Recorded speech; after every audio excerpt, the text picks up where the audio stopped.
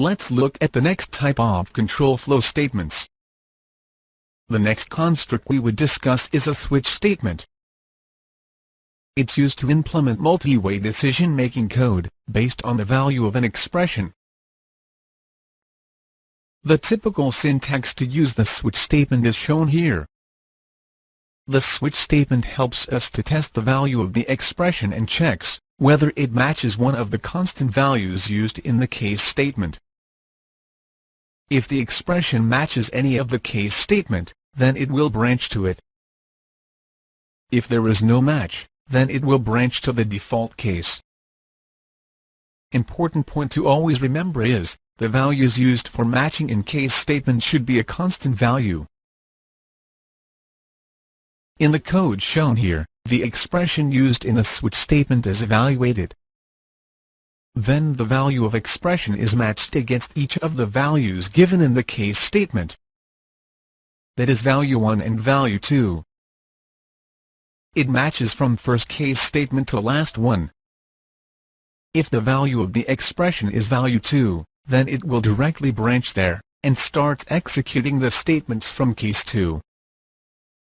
It will keep executing the code, until it reaches a break statement or the end of switch statement. When the break statement is seen, the code will branch to the end of the switch statement.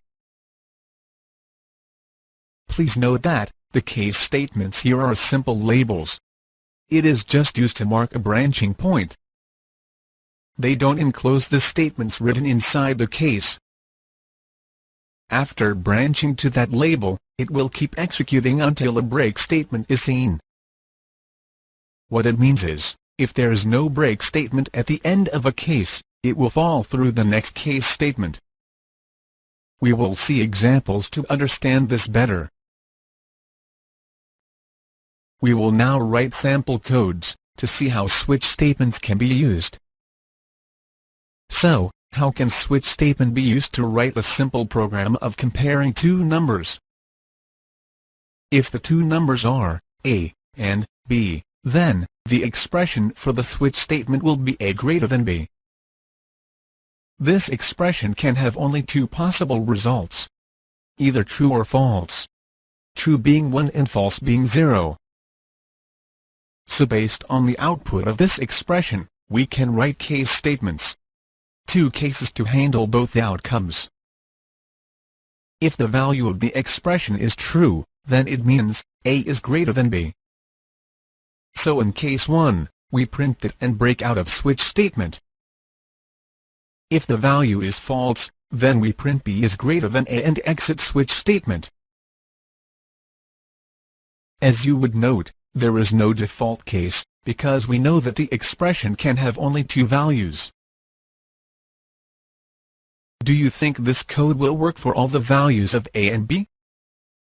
What will happen if A is equal to B?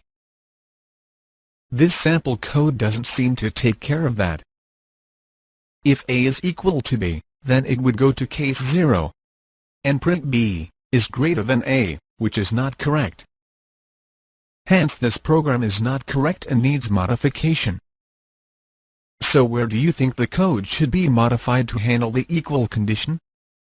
Let's see that. The issue with the code was that A greater than B would return false if A is equal to B.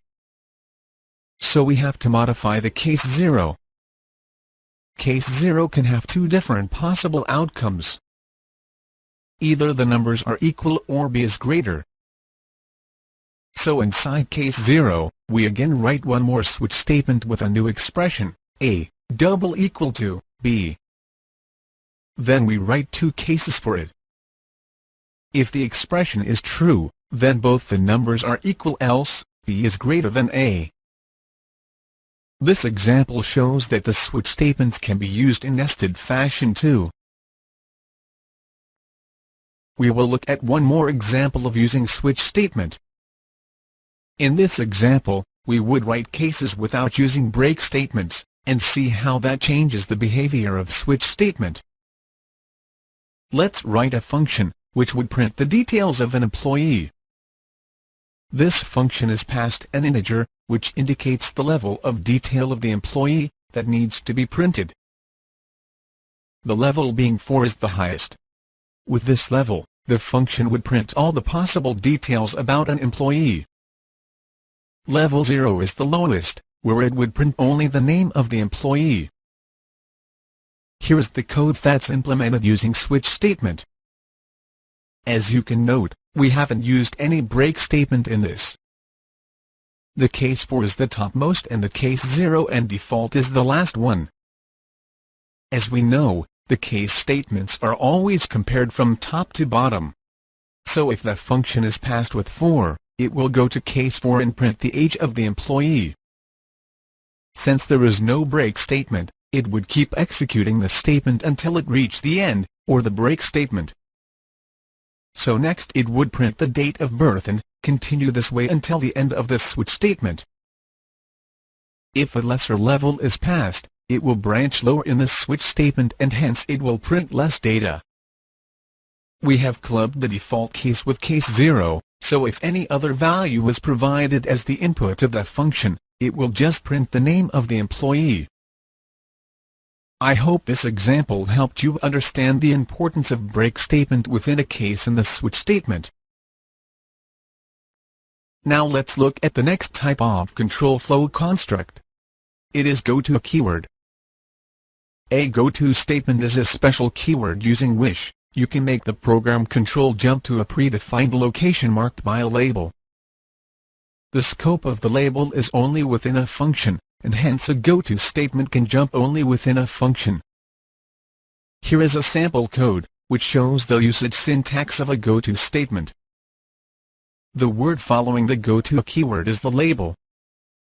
You can mark the location of this label in the function using the syntax shown here. The label is ended with a colon. When the goTo statement is executed, the program will jump to the label which was marked in the function. goTo statement can be used for both forward and backward jumps within a function. goTo statement is sometimes handy when you want to exit from a deeply nested construct. For example, if you have a deeply nested for loop, there is no single statement that can help you jump out of the whole nested loop.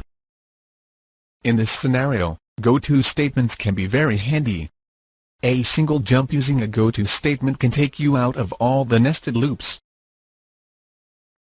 Before we end the chapter on control flow constructs, I thought of writing an implementation of switch statement using all the constructs we studied in this chapter.